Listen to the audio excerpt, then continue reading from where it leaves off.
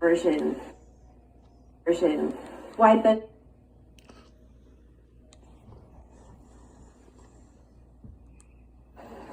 Shalom, brothers and sisters.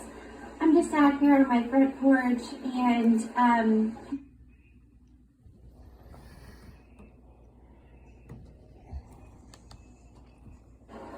Shalom, brothers and sisters. I'm just out here on my front porch, and he showed me a video that I'm going to be featuring tomorrow that confirms Psalm 52. And Psalm 52 has a total of 9 verses in it. And Psalm 52 correlates with the saints that are invited as guests, mentioned in Revelation 19, 7 through 9. We know that Yahoshua's wife, who hath made herself ready, she is one woman, according to Matthew's original Aramaic scriptures, where it is clear the 5 wise virgins do go out to meet the groom and the one woman bride. And we know that the saints, plural, blessed are they who are called or invited to the marriage supper of the Lamb. They are the guests of Matthew 22. The same saints are mentioned, prophesied about in Psalm 52, verse 9.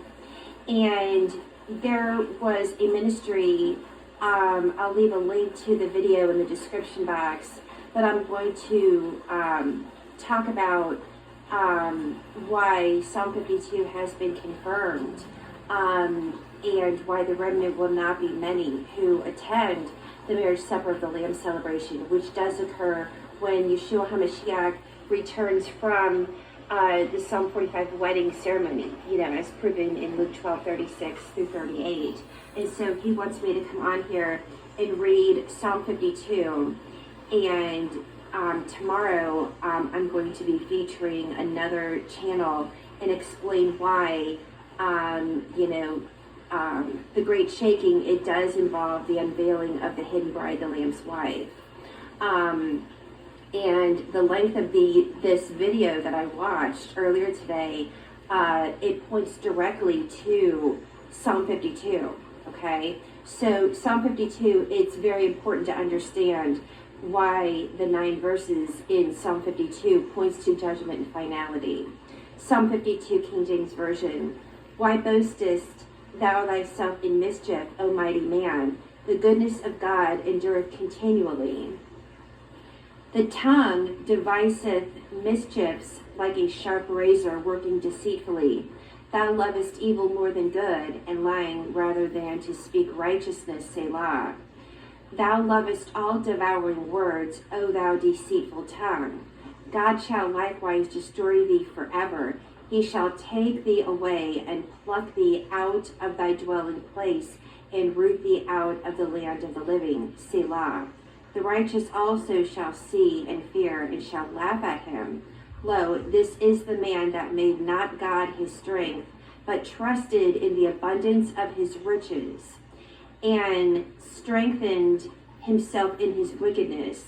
But I am like a green olive tree in the house of God. I trust in the mercy of God forever and ever. I will praise thee forever and ever. I will praise thee forever, because thou hast done it, and I will wait on thy name, for it is good before thy saints. And we know the saints that attend the marriage supper of the Lamb celebration mentioned in Revelation 19, 7 through 9. We know that they are separate from his wife who hath made herself ready.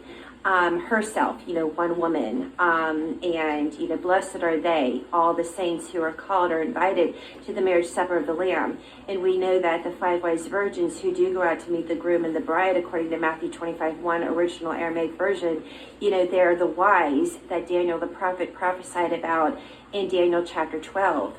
And we know that the wise will understand Yahweh's plan for mankind, but the wicked who do wickedly, they will not understand Yahweh's plan for man.